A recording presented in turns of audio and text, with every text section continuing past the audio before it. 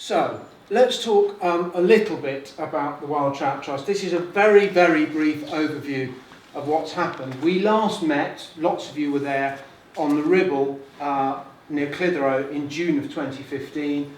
And in that year, since then and now, the conservation officers have delivered something like 123 advisory visits. So these are those events where they go out and they walk and talk with fishing clubs, they produce recommendations. Most of the visits result in a report saying this is what you could do to make your river better for your fish. In more than 80% of those advisory visits, the fishing clubs do something about the recommendations that the conservation officers offer. That's the really important bit. Advice is great. If you don't do anything with it, it's useless, of course. So turning it into stuff for the river and of benefit to the river is the target. And that happens in more than 4 out of 5 of the advisory visits that conservation officers do.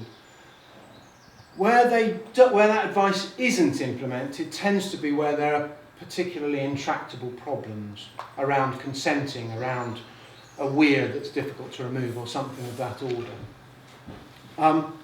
We've also run in the past year something like 50 practical habitat events. So these are anything between 1 day and, in 1 or 2 cases, a week in length, of putting groups of fishing clubs, conservation volunteers, landowners, agency staff into the river to do practical demonstration stuff. And they have taken place from Somerset up to the borders of Scotland.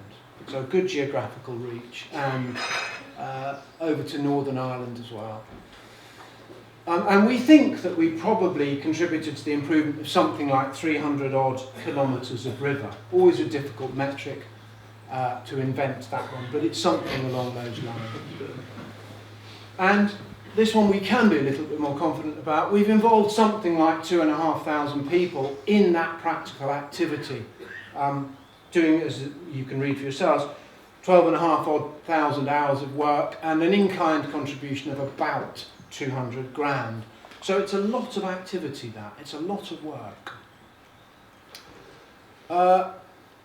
We couldn't do this without an enormous band of partners.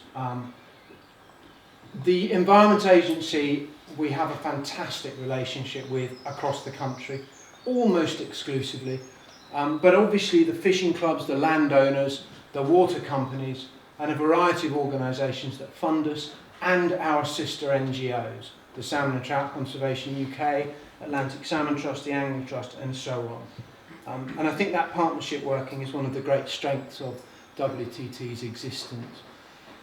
Through a variety of media, social media, whatever that is, talks to clubs, conferences, we've got messages out to something like 10,000 people. That's a reasonably conservative estimate.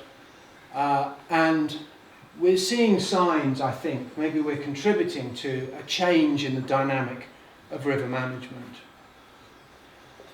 We have a specific individual who you'll meet in a second, Johnny Gray, who, working with Paul and others, has contributed to something like 7 ongoing research projects. It's brilliant to see a number of Johnny's ex, or are they current students as well, Johnny? All ex, yeah.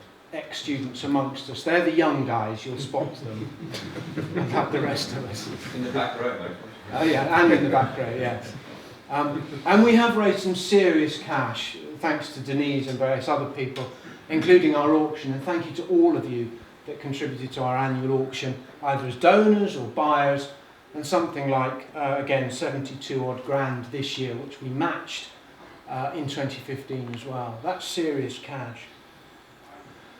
And the one thing I suppose, you should be embarrassed, the one thing that we have at WTT is we do have an extraordinary group of staff, and as you can see them there in their various guises.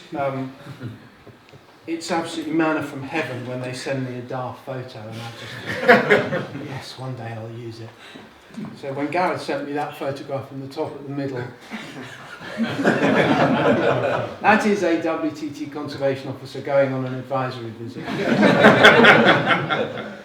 And behind that lot, an extraordinary group of trustees, some of whom are here today. You've met David Fraser as our chairman, an executive committee who do voluntarily fantastic work, stuff like Chris Kent with our social media stuff, and a group of scientific advisors who we rely on from time to time with technical issues. So it's a big gang in behind WTT.